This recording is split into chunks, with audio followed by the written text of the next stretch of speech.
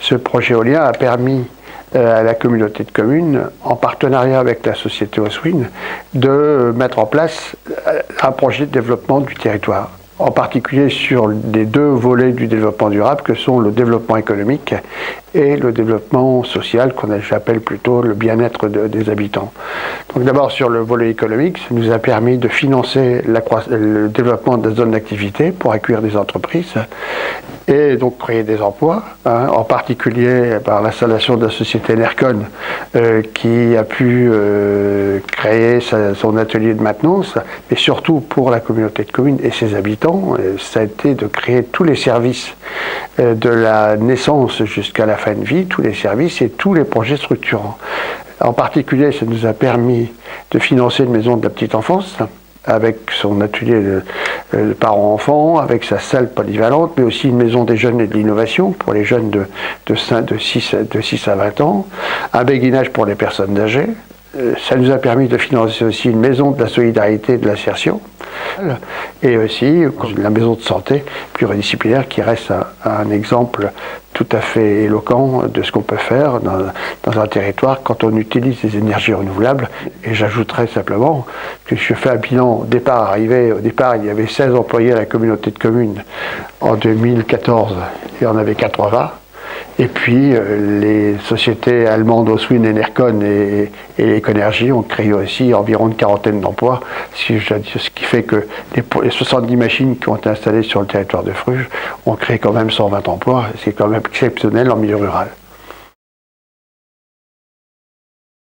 Le premier projet, nous l'avons conduit, je dirais, en marchant.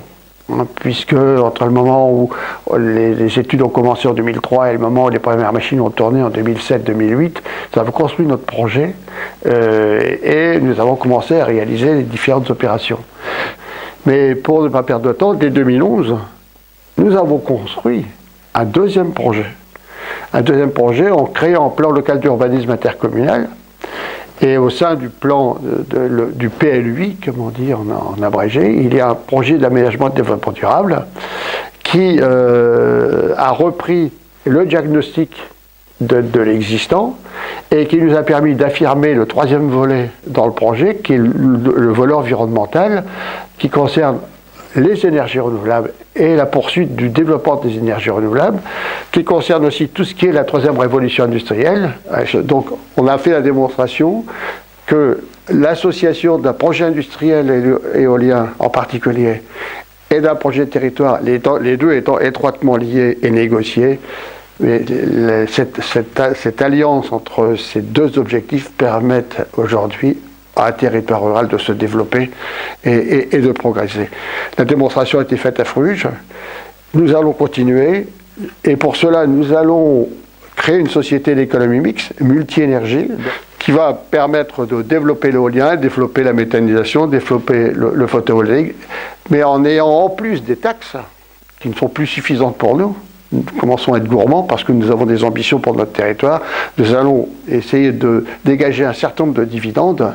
au travers de cette société d'économie mixte, de telle manière à financer par des subventions la rénovation,